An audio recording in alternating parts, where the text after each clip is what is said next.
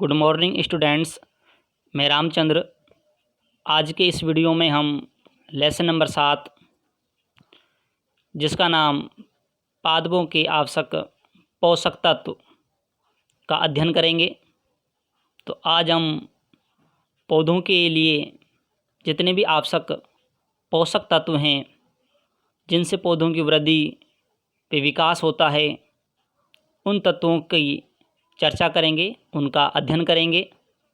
इसके अलावा कुछ तत्व ऐसे हैं जो हानिकारक भी हो जाते हैं।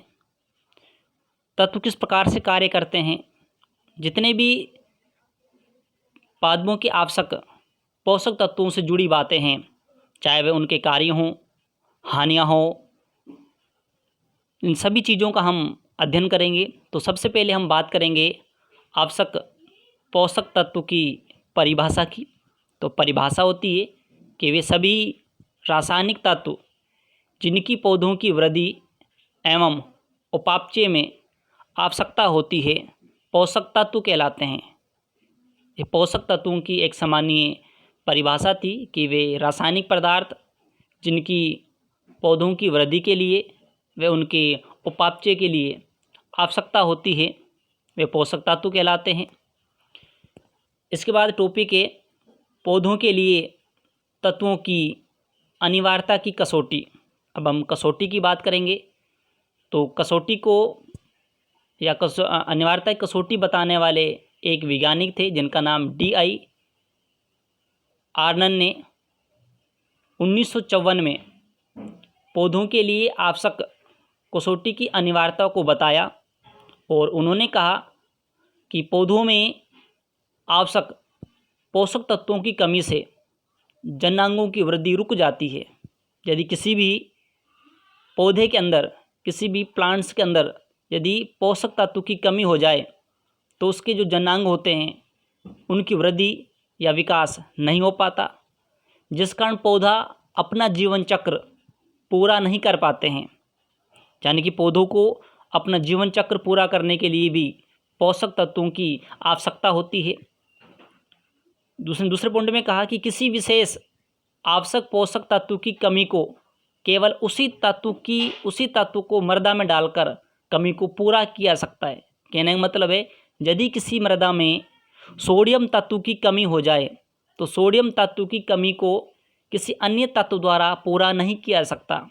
यदि सोडियम तत्व की कमी है तो उस मृदा में हमें सोडियम एलिमेंट्स ही देना होगा, सोडियम तत्व ही देना होगा। वो सोडियम तत्व ही उस सोडियम की कमी को दूर कर सकता है। यदि नाइट्रोजन की कमी है तो हमें नाइट्रोजन देनी होगी, जिससे नाइट्रोजन ही उस मृदा में नाइट्रोजन की कमी को पूरा कर सकती है। तो इन सभी बातों का हमें ध्यान रखना होता है।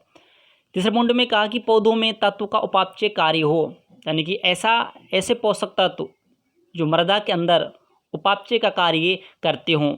ये 3 ऐसे महत्वपूर्ण पॉइंट है जो D.I. आर्नन ने 1954 में दिए थे, जो पौधों की अनिवार्यता को स्पष्ट करते हैं। इसके बाद अनिवार्य पोषक तत्व। अनिवार्य पोषक तत्व का अर्थ है कि ऐसे पोषक तत्व जो पौधों के लिए बहुत ही अनिवार्य हैं। यदि इनमें से किसी भी पोषक तत्व की कमी हो जाए तो पौधे की वृद्धि रुक जाती है, पौधा विकास नहीं कर पाता। यानी हम सीधे अर्थ में कह सकते हैं कि हमें फसल का अच्छा उत्पादन भी प्राप्त नहीं हो पाएगा। हम वर्तमान में 17 पोषक तत्वों को अनिवार्यता बताया गया। ये सभी मृदा के में होना ज़रूरी है, जैसे हाइड्रोजन है, oxygen, nitrogen, phosphorus, sulphur, potassium, calcium, magnesium, iron, manganese, boron, molybdenum, copper, zinc. इसके अलावा अन्य भी पोषक तत्व हैं जो मृदा के अंदर होना अनिवार्य है। यदि इनमें से किसी की भी कमी होती है तो मृदा की उपजाऊपन जो क्षमता है वो कम हो जाती है। इसके बाद है लाभदायक पोषक तत्व। इसमें भी बहुत सारे तत्व हैं, जैसे aluminium, iodine, silicon, germanium, rubidium, caesium, nickel, chromium, arsenic. ये तत्व बहुत सूक्ष्म मात्रा में मृदा में उपस्थित होते हैं, जिस कारण ये पौधों की वृद्धि को उत्तेजित करते हैं।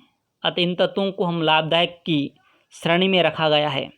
इनका भी मृदा में होना बहुत ज़रूरी है।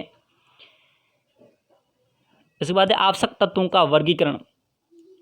पोषक तत्वों की मात्रात्मक आवश्यकता के आधार पर वर्गीकरण इसमें है कि जिन तत्वों की पौधों को 1 ppm अथवा इससे अधिक मात्रा की आवश्यकता होती है उन्हें वृद्ध पोषक तत्व कहते हैं। तो सबसे पहले हमने वृद्ध पोषक तत्व की परिभाषा पढ़ी कि वृद्ध पोषक तत्व क्या होते हैं। मैं पुनः इस परिभाषा को रिपीट करता हूँ कि जिन तत्वों की पौधों को 1 ppm अथवा इससे अधिक मात्रा की आवश्यकता होती है उन्हें वृद्ध पोषक तत्व कहते हैं। इसके बाद हम सूक्ष्म तत्व की परिभाषा पढ़ सकते हैं। परिभाषा होती है कि जिन पौधों को 1 ppm से कम मात्रा में आवश्यकता होती है उन्हें सूक्ष्म तत्व कहते हैं। यदि किसी भी पौधे को 1 ppm से या इससे अधिक पोषक तत्वों की आवश्यकता हो तो उन्हें वृद्ध पोषक तत्व कहा जाएगा। यदि जिन पौधों को 1 ppm से कम मात्रा में पोषक तत्वों की आवश्यकता होती है उन्हें सूक्ष्म पोषक तत्व कहते हैं। हमने वृद्ध पोषक तत्व की और सूक्ष्म पोषक तत्व की परिभाषा पढ़ी। इसके बाद हम आगे पढ़ते हैं इसी को कि इसके बाद हम अति सूक्ष्म तत्व की परिभाषा पढ़ेंगे। परिभाषा होती है कि जिन पोषक तत्वों को 1 ppb से कम मात्रा में आवश्यकता होती है कि जिन पौधों को पोषक तत्वों की 1 ppb से कम मात्रा में आवश्यकता होती है उन्हें अति सूक्ष्म तत्व कहते हैं। तो हमने पोषक तत्वों को 3 भागों में बांट दिया, एक वृद्ध पोषक तत्व, एक सूक्ष्म पोषक तत्व और नंबर 3 बांटा हमने अति सूक्ष्म तत्व। इसी में फिर पॉइंट नंबर 1 बात करेंगे पुनः वृद्ध पोषक तत्व। इसमें मुख्य है, इसमें नंबर ए है मुख्य पोषक तत्व। इसमें नाइट्रोजन, फास्फोरस, पोटेशियम ये 3 मुख्य पोषक तत्व हैं जिनको पौधों की सबसे अधिक आवश्यकता होती है। यानी कि पौधे सबसे अधिक मात्रा में नाइट्रोजन का, फास्फोरस और पोटेशियम का अधिशोषण करते हैं। इन तीनों पोषक तत्वों की पौधों को अधिक आवश्यकता होती है। इसके बाद है नंबर बी गौण पोषक तत्व जैसे कैल्शियम, मैग्नीशियम, सल्फर। इन 3 पोषक तत्वों को गौण पोषक तत्व कहते हैं जिनकी पौधों को पर्याप्त मात्रा में आवश्यकता होती है। नंबर 2 है सूक्ष्म पोषक तत्व। इसमें जैसे कि आयरन है, मैग्नीज है, कॉपर है, जिंक है, बोरोन है, मोलिब्डेनम, निकेल है। इन सभी की पौधों को जो है सूक्ष्म मात्रा में आवश्यकता होती है, इन्हें सूक्ष्म पोषक तत्व कहते हैं। इसके बाद अति सूक्ष्म पोषक तत्व जैसे सोडियम है, वेनेडियम है, सिलिकॉन है, रुबिडियम है, जर्मेनियम आदि हैं। ये अति सूक्ष्म पोषक तत्व हैं, यानी कि पौधों इनकी अति सूक्ष्म मात्रा में आवश्यकता होगी। इसके बाद बात करते हैं पौधों में तत्वों के कार्य के आधार पर वर्गीकरण। इसमें नंबर 1 है आधारीय तत्व। आधारीय यानी कि जो पादप संरचना का आधार हैं, जो पादप संरचना का आधार बनाते हैं तथा पौधों के लगभग 95% भाग का निर्माण करते हैं, उन्हें आधारीय तत्व कहा जाता है। जैसे हम कह सकते हैं कार्बन, हाइड्रोजन तथा ऑक्सीजन, ये तीनों तत्व आधारीय तत्व हैं। ये पादप संरचना का आधार का निर्माण करेंगे। ये तीनों पौधे के अंदर लगभग 95% भाग का निर्माण करते हैं। नंबर 2 है संरचनात्मक एवं ऊर्जा नियामक तत्व। इसका अर्थ है कि जो पौधों की संरचना वे ऊर्जा संग्रह तथा स्थानांतरण का कार्य करते हैं, यानी पौधों की संरचना का, वे उसकी ऊर्जा का या ऊर्जा की संग्रह का तथा उसके स्थानांतरण का जो कार्य करें पौधे के अंदर, वो संरचनात्मक एवं ऊर्जा नियामक तत्व कहलाते हैं। जैसे कह सकते हैं सल्फर, नाइट्रोजन, फास्फोरस। तीसरा है नियंत्रक तथा वाहक तत्व, यानी कि जो पौधों की उपापचय क्रियाओं का नियंत्रण करते हैं तथा आयन विनिमय का कार्य करते हैं, नियंत्रक तथा वाहक तत्व कहलाते हैं। जैसे कैल्शियम, पोटेशियम तथा मैग्नीशियम।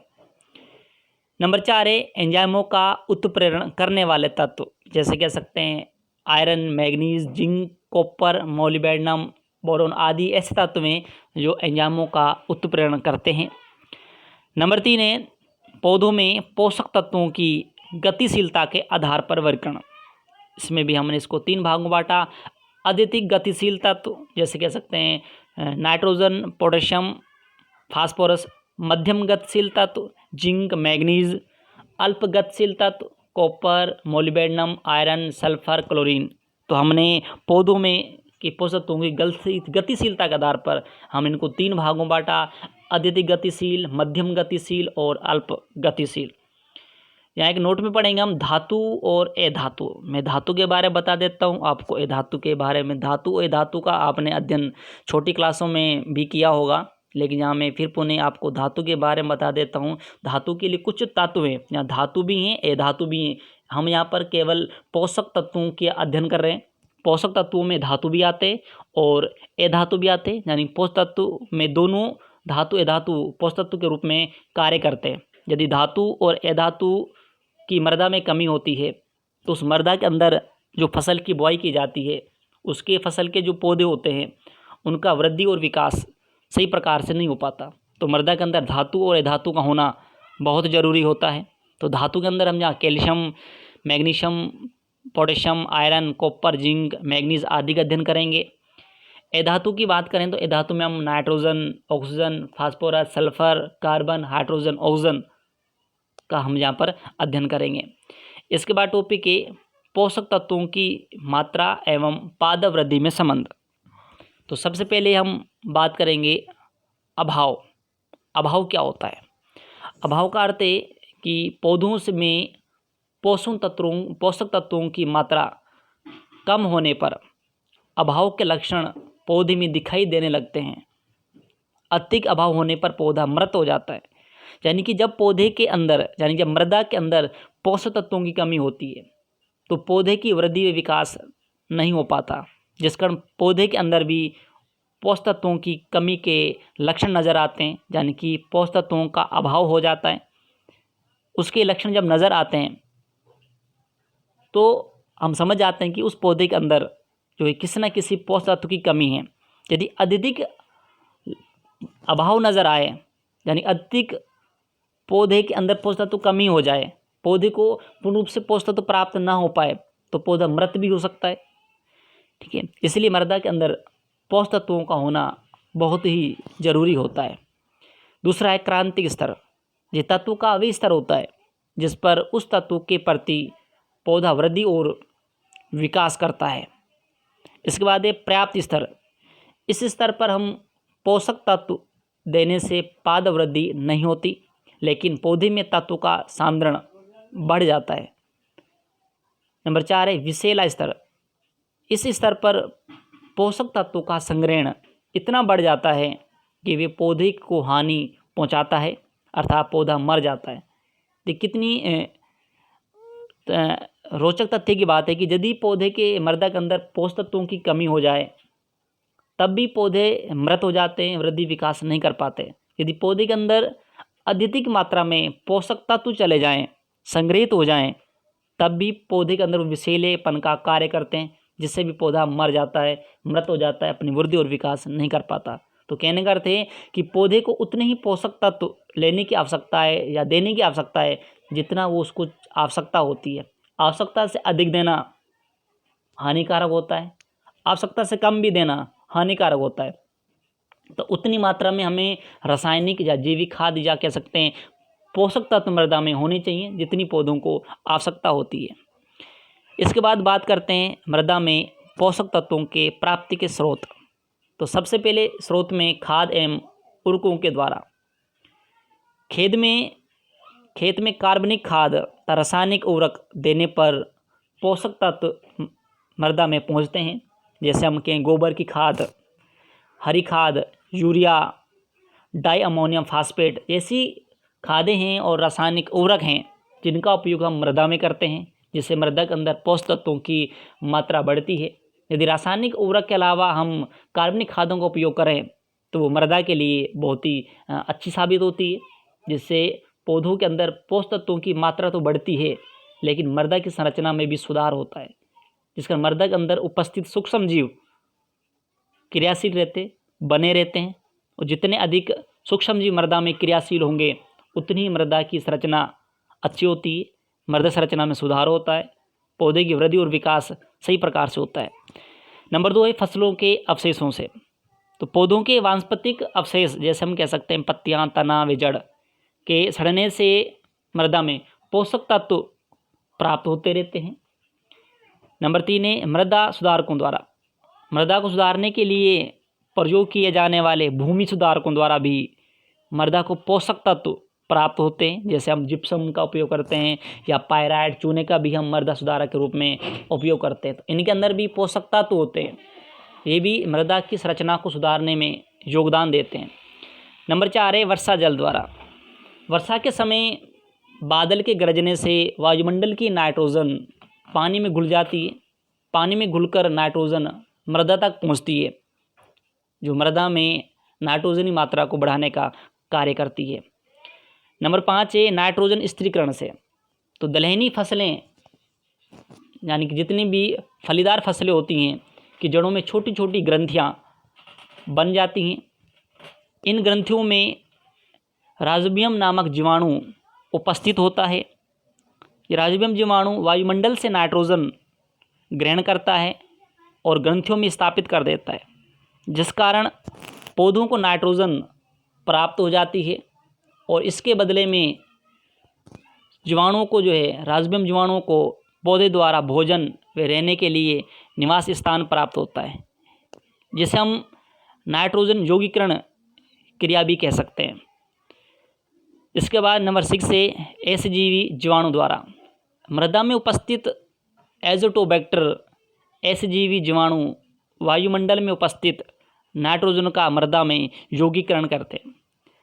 नाइट्रोजन स्थिरीकरण 2 प्रकार के जीवाणु द्वारा किया जाता है, एक सजीवी और एक असजीवी। सजीवी की जो क्रिया होती है वो राइजोबियम नामक जीवाणु द्वारा होती है, जिसे हम नाइट्रोजन स्थिरीकरण के अंतर्गत पढ़ा जाता है। लेकिन असजीवी जीवाणु ये एजोटोबैक्टर जीवाणु द्वारा होता है, जिसमें किसी प्रकार का सजीवी संबंध नहीं पाया जाता। आज के वीडियो में हम इतना ही अध्ययन करेंगे। कल के वीडियो में हम इससे आगे पढ़ेंगे। धन्यवाद।